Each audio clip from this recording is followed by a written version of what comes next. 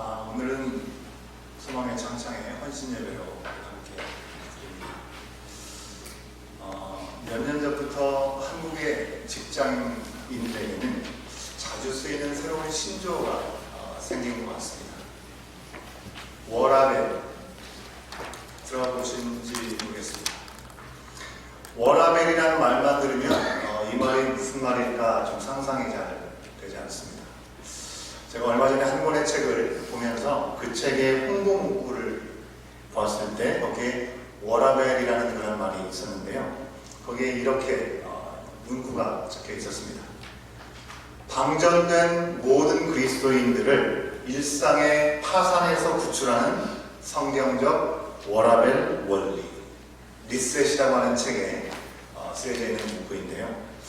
여러분, 워라밸이 도대체 무슨 말일까요? 이게 무슨 말일까 싶어서 책의 문구들을 조금 더 봤습니다. 분주함에 지친 현대인들에 대해서 아주 공감이 가는 내용들의 말씀들을, 이야기들을 적어놨는데요. 내용은 이렇습니다. 여러분에게는 얼마만큼 공감이 되는 문구들이 있는지 한번 체크해 보셔도 좋을 것 같습니다. 내가 어쩌다 이렇게 되었을까? 항상 피곤하고 무기력하다. 약속이나 기념일, 이름, 마감일 등을 잘 잊어버린다. 출근하자마자 속이 울렁거리기 시작한다. 배우자가 전처럼 사랑스럽지 않다. 걸핏하면 화를 내고 여러 사람과 충돌한다. 의욕이 없어 하루 종일 억지로 일한다. 일하지 않고 쉬면 죄책감이 들고 불안하다.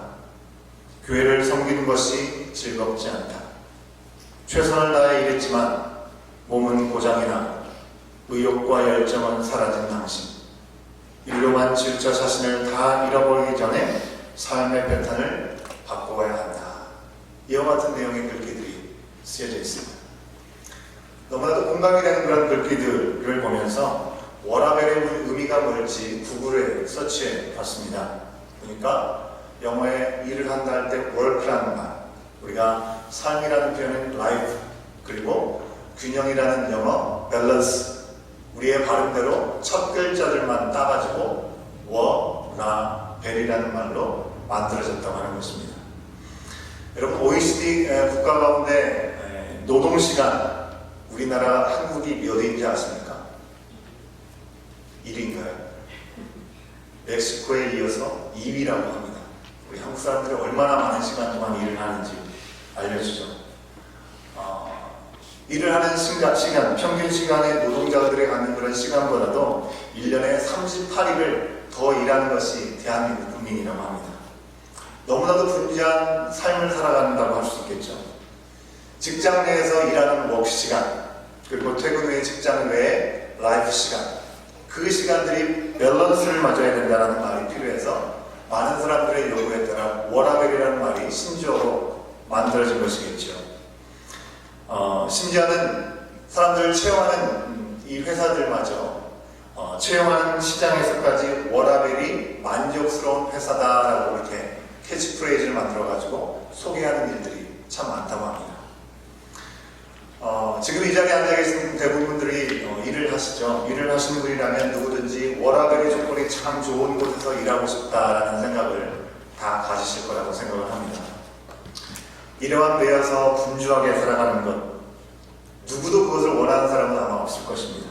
하지만 우리의 상황과 우리의 형편상 어쩔 수 없이 그렇게 지낼 수밖에 없다라고 분양하고 또 그렇게 인정하고 일에 임하시는 분들 참 많으실 것입니다.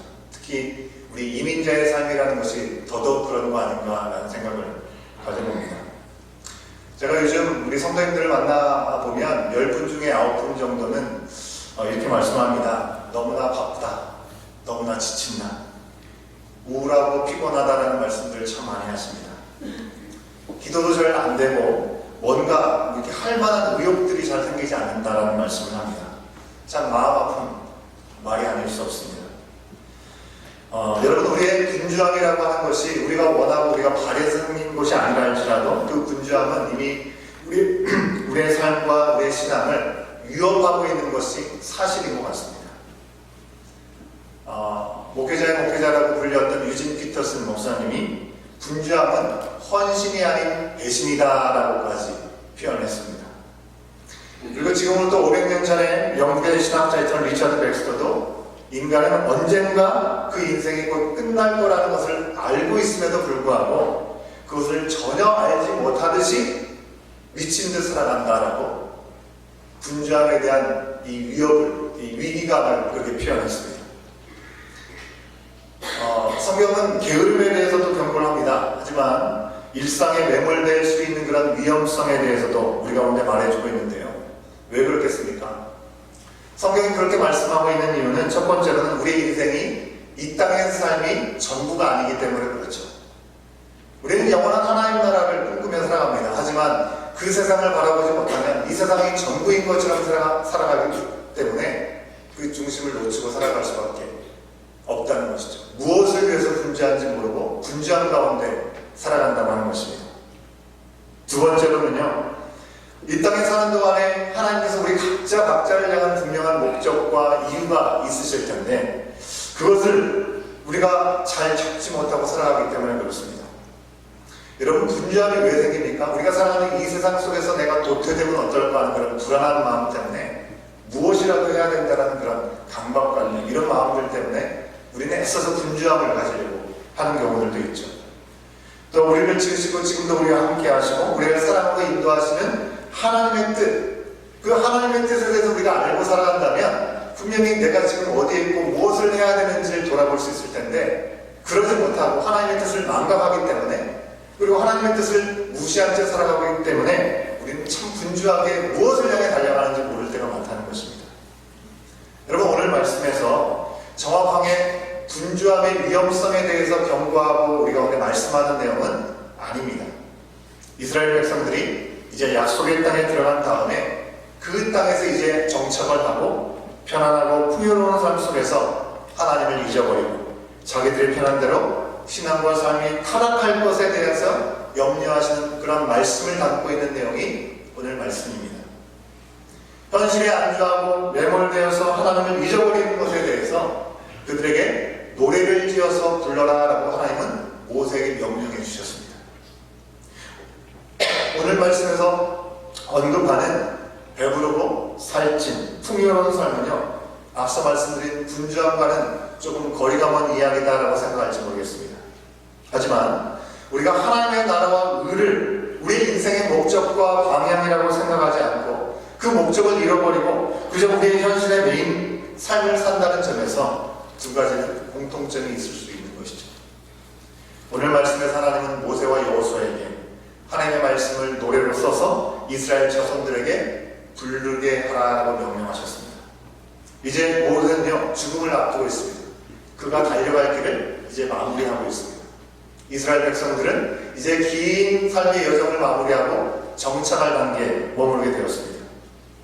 그동안에 모세는 이스라엘 백성들을 이끌면서 수많은 시간 동안 하나님의 말씀을 들려주고 하나님의 말씀의 명령에 대해서 선포했음에도 불구하고 이스라엘 백성들은 그 말씀을 온전히 그것을 순종하고 따르지 않는 시간이 너무나 많았습니다.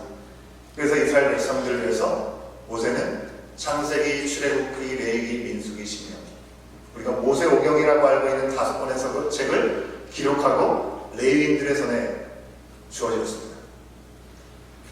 이 모세오경의 책을 언약궤 곁에 두고 그들이 후손 대대로 하나님께서 그 백성들 가운데, 조상들 가운데 행하신 일이 무엇인지, 그리고 하나님께서 그들을 어떻게 인도하여 주셨는지를 잘 기억하고 순종하기를 원했기 때문에 그렇습니다. 그래서 장로들과 관리들이 이 말씀을 이스라엘 자손들에게 들려주라라고 당부를 하는 것이죠. 그런데 이런 모세의 율법책이 완성되기 전에 하나님께서는 모세에게 노래를 쓰라라고 말씀하셨습니다. 그리고 그것을 가르치라 명령해 주신 것입니다. 그래서 이 노래가 신명기 32장에 기록되어 있는 내용입니다. 그리고 이 내용은요, 저희가 읽지 않았지만 31장 16절부터 18절까지 일부가 나오고요, 좀 더 자세히는 32장 전반에 걸쳐서 이야기를 소개해주고 있습니다. 그 내용의 핵심을 간단하게 얘기하면 이렇습니다. 파워포인트를 보시면 되겠는데요. 첫 번째는요, 하나님은 완전하며 선하시며 정의롭고 진실하여서 거짓이 없으신 하나님이시며 내 아버지이고 너를 지으신 분이다. 황무지와 광야에서 자기 눈동자처럼 너희를 보호하여 이 땅으로 인도하셨다.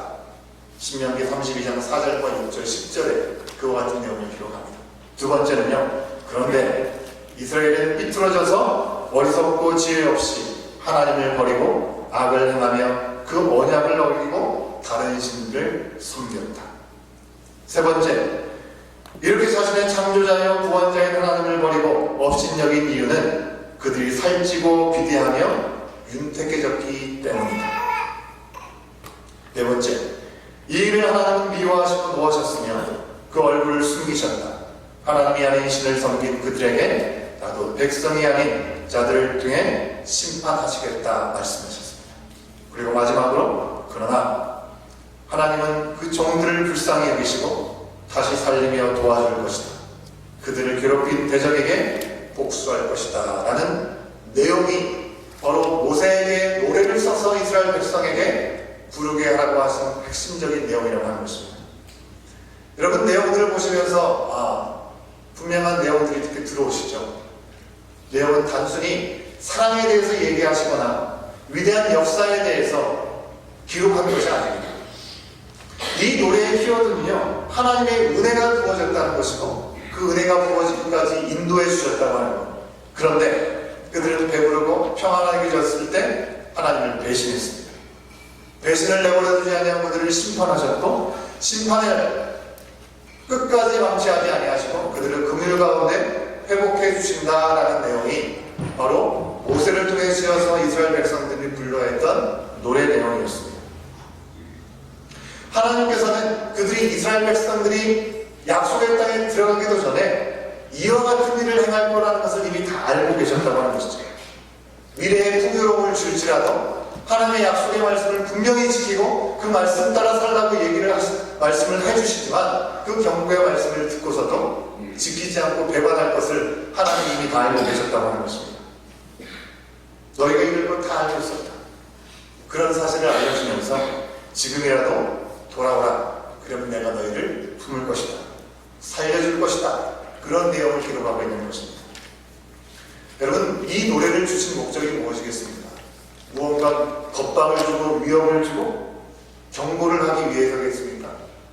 이 예언의 말씀을 통해서 바로 회개와 회복의 시간들을 하나님은 주시는 분이다라는 것을 분명히 말씀해 주시는 것이죠. 여러분, 오늘 말씀 19절의 말씀을 한번 같이 보기를 원하는데요. 19절 말씀 한번 보여주시겠어요? 제가 부분을 읽습니다. 같이 읽자고 할 때 같이 읽으시면 좋을 것 같습니다.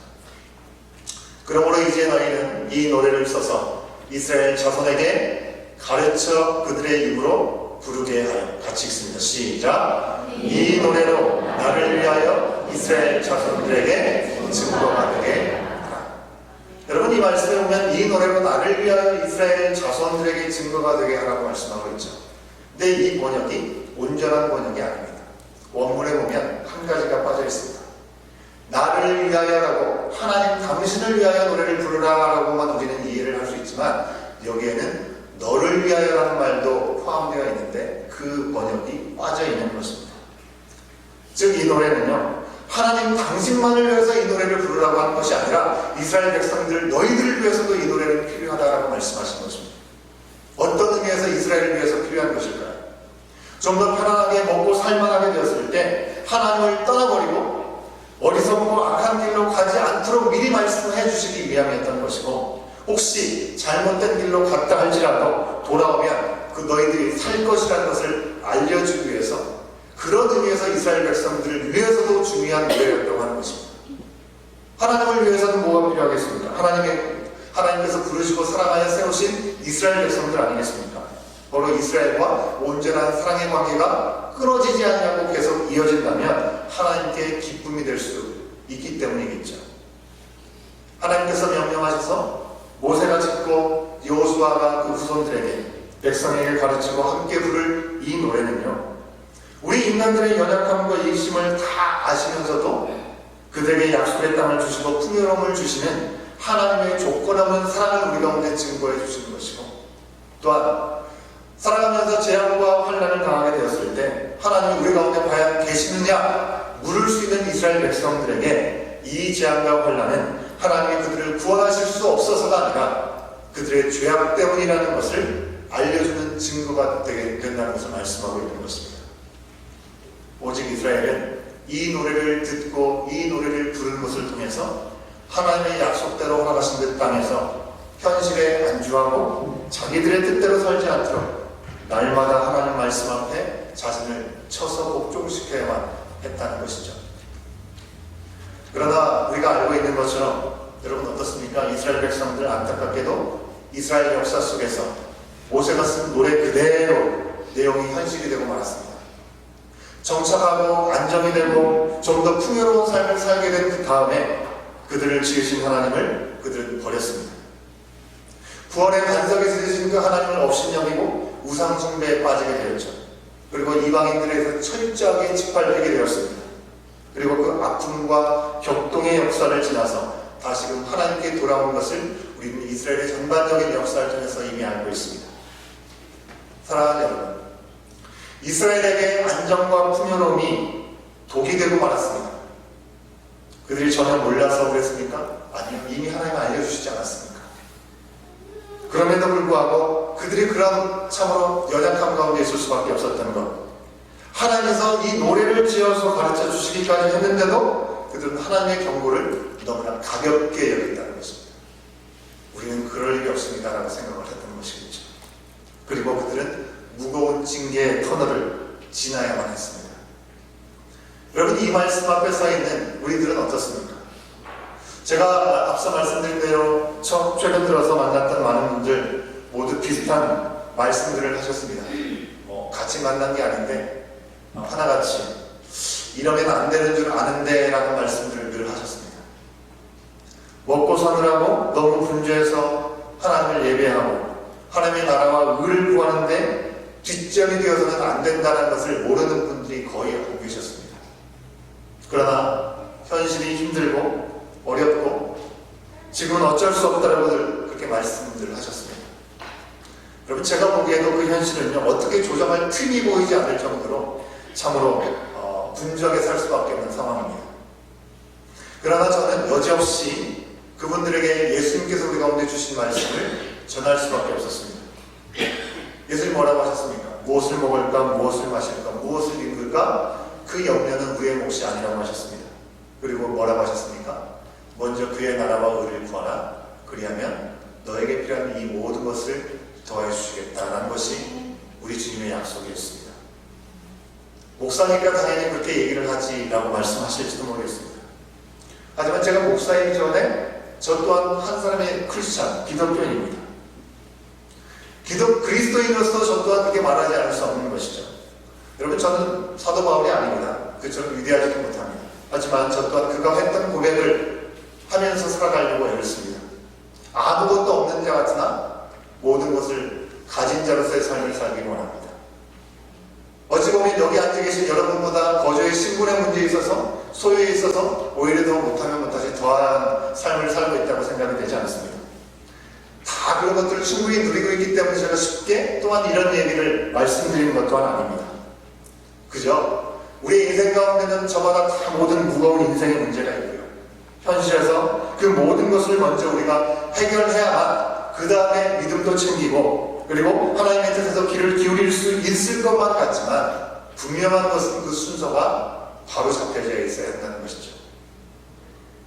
우리는 우리의 인생을 향해서 또 우리를 이 땅에 보내신 이 땅을 향해서 하나님의 계획, 하나님의 뜻을 먼저 구하고 내 작고 내 연약한 삶을 통해서 일하시는 하나님께서 또 나를 통해서 확장해 가시는 하나님을 먼저 구하고 있는지 우리는 돌아볼 수 있어야겠습니다. 만약 그렇게 한다면 그럴 때 우리 인생은 그저 여전히 똑같이 분주함에 쫓기는 삶을 살고 어쩔 수 없는 삶이라고 얘기하는 것이 아니라 내가 할 수 없는 그 모든 것을 주님이 만지시고 주님이 돌보실 수 있도록 내어드릴 수 있는 시간이 될 것이고 그 안에서 우리는 우리로서는 답이 없는 참된 안식을 누리고 그분만을 따르는 인생의 삶을 살 수 있게 될 줄로 믿습니다. 하나님을 먼저 구하면 우리에게 있는 모든 문제들이요, 여러분, 하나님보다 작은 것일 뿐이다 우리는 고백할 수 있고요. 하나님께는 어려운 일이 결코 아니라는 사실 또한 우리는 알 수 있는 것입니다.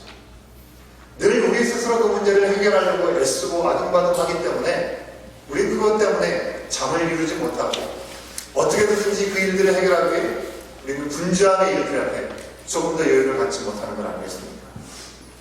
지금 내가 먼저 하나님의 나라와 의를 구하지 못하는 것에 대해서 내가 그랬구나, 자적으로 마음이 무겁거나 불편하지만 그래도 현실의 분주함 때문에 어쩔 수 없다라고 생각하고 계시다면 모세가 적었던 그 노래를 우리는 기억할 수 있어야 되겠습니다. 하나님은 너를 낳아주신 반석이 되신 분이시다. 너를 내신 하나님을 내가 잊었도다 라고 고백하는 그 노래를 우리는 기억할 수 있어야 되겠습니다. 우리로 돌아와서 하나님 앞에서 삶의 질서를 새롭게 해나갈 수 있는 저와 여러분 우리의 삶이 될 수 있기를 주 여러분을 축원합니다. 여러분 목적과 방향을 잃어버린 채 아무리 속도를 낸다 할지는 거기에는 길이 없는 것이죠. 목적지를 알지 못한 채 열심히 속력을 낸다 한들 우리가 목적지에 달할 수 없는 것 이미 우리가 너무 잘 알고 있지 않습니까? 사랑하는 여러분, 오늘 말씀이 경고하는 풍요로움과 아니라 우리는 늘 좀 더 안정된 삶, 좀 더 여유로운 삶을 구합니다. 하지만 그것이 우리를 안주하게 만들지 않는지 돌아볼 수 있어야 되는 것입니다. 혹시 분주한 현실이 우리로 인해서 나의 일, 내 가족, 그 아니보다 하나님을 뒤로 미루고 있지는 않은지 돌아볼 수 있어야 되는 것이죠. 나와 내 가족과 내 일터, 그런 나의 바운더리란을 지키느라고 우리의 근원이 되신 우리 주님의 세계에 우리가 눈 감고 살아서는 안 된다는 것입니다. 여러분 오늘 들어오시면서 문에 이제 붙어있는 포스터를 보신 분들 계실 겁니다. 지난주에도 붙어놨다는 건데요. 돌아온 토요일에 우리 캘거리 할인장로교회에서 Remember Your Roots라고 하는 그런 집회가 열립니다. 여기도 이 포스터 여러분들 보시면 알 수 있겠는데요. 우리가 계속 기도하고 있습니다. 총회에서 개정안에 따라 결혼의 정의에 대해서 한 사람과 한 사람의 결합이 결혼이라는 그 내용까지 첨가하려고 하는 그런 부분에 대해서 심도 있게 다루는 시간을 돌아온 토요일 날 갖게 될 것입니다. 그 제목이 참 멋지지 않습니까? Remember the roots. 뿌리를 기억하라는 것입니다. 근원을 기억하라는 것입니다. 하나님 우리를 사랑받는 자녀로 하나님을 잊지 않기를 원하시고 우리의 매 삶의 순간순간마다 우리의 삶 가운데 하나님을 반석으로 삼기를 원하십니다. 하나님은 나의 반석이시다 라고 말로만 우리가 고백하는 것이 아니라 우리의 삶이 하나님만을 반석으로 삼고 먼저 하나님의 뜻, 내 인생, 이 세대를 향한 하나님의 계획을 우리는 묻고 또 순종하기를 원하신다는 것입니다. 내가 내 삶에 매몰되어서 하나님과 멀어지지 않고 더 가까워지기를 하나님 원하셔서 이스라엘 백성들에는 이와 같은 노래를 지어서 부르라 말씀하여 주셨습니다. 내 인생의 유익을 위해서 하나님이 아닌 다른 우상들을 향해 나가지 말 것을 이 노래를 기억하면서 우리 자신을 돌아보라 말씀하고 계신 것입니다. 어떤 우상이겠습니까? 물질, 다른 사람들에게 인정받으려고 하는 인기와 명예와 또한 내가 갖는 힘, 그런 우상들을 말씀하고 있는 것이겠죠. 사랑하는 여러분, 여러분의 자녀들, 여러분의 후손들, 다음 세대들에게 어떤 말을 꼭 남기고 싶으십니까? 오늘 특별히 소망회와 청청회가 헌신 예배를 드리는데요. 우리 믿음의 어르신들, 각 가정의 자녀손들에게 또 영적인 가족인 우리 교회 지체들에게 더 나아가서 다음 세대들에게 어떤 노래를 써서 여러분은 전해주고 싶으십니까? 세상은 넓고 할 일은 많다. 네가 하고 싶은 것, 원하는 것 해라. 라는 말씀입니까? 아니면 세상에서 많은 것을 가져보려 했지만 모두 헛되고 주 예수보다 귀한 것은 없다. 먼저 그의 나라와 그의 의를 구하라입니까? 말로만 주 예수보다 귀한 것 없다고 하는 것이 아니라 우리의 삶으로 믿음의 본을 보이며 우리의 입술과 행동과 모든 결정으로 이와 같은 노래를 써서 가르칠 수 있는 우리 믿음의 공동체가 되어야 될 줄로 믿습니다. 우리 부모님들이 자녀들에게 흔히 하시는 말씀들이 있습니다. 교회는 못 다녀도 시험은 잘 봐야 한다. 일이 바쁘면 예배 좀 빠져도 뭐 됐지 뭐. 친구들과 관계 잘 유지하려면 교회에 빠지는 건 어쩔 수 없는 일이지. 그래도 먹고 사는 것이 최선의 우선이다. 교회는 좀 적당히 다녀도 좋은 학교 가고 세상에서 성공했으니 복을 받은 것이다. 만약에 이런 내용의 말씀들을 우리 자녀들에게 우리가 한다면 그들의 인생을 인도하는 노래가 되고 있다는 사실을 우리는 기억할 수 있어야 되는 것입니다. 오늘 우리 하나님은요, 우리가 사랑받은 하나님의 자녀답게 모세에게 가르쳐준 노래를 쓰고 가르치라라고 명령하고 있습니다. 생명의 노래, 구원의 노래, 우리의 입술과 삶으로 쓰고 가르치고 하나님을 반석으로 삼은 자들이 누릴 수 있는 든든한 평안함, 모든 것을 채우시는 은혜를 넉넉히 누릴 수 있도록 주님의 뜻대로 쓰임받고 기쁨의 순간을 살아가는 우리들이 될 수 있도록 오늘 신명기의 말씀을 통해서 모세를 통해 이스라엘 백성에게 주신 말씀은 오늘 우리 가운데도 증거되고 전해주고 있는 것입니다. 우리는 무엇을 붙잡고 분주한 가운데 살아가고 있습니까? 우리가 무엇을 붙잡아야 되겠습니까? 모세를 통해서 하나님 주신 은혜와 인도하심, 그럼에도 불구하고 배반하는 참으로 어리석은 우리 인생들을 위해서 다시금 회복하기 원하시는, 우리를 구원해주기 원하시는 신실하신 하나님의 손길을 다시 한번 마음에 담고 그 주님 안에서 우리는 어떤 노래를 오늘 부를 수 있을 것인가, 어떤 노래를 부르어야 할 것인가, 다시 한번 주님 앞에 결단하며 나가는 저와 여러분의 삶이 될 수 있기를 주 여러분을 간절히 축원합니다. 함께 기도하시겠습니다. 이 시간 우리 함께 기도하실 때, 어렵고 곤고할 때 하나님은 나에게 어떤 분으로 다가오셨습니까? 우리가 편안하고 먹고 살만해서 하나님을 저버리고 거부했던 부분들은 우리는 없습니까? 하나님의 징계와 연단을 경험한 적이 우리 가운데 있다면 과연 그것은 무엇 때문이었습니까? 우리 자신의 모습을 돌아보면서 하나님 앞에 우리 자신을 들면서 잠깐 기도하는 시간 갖겠습니다.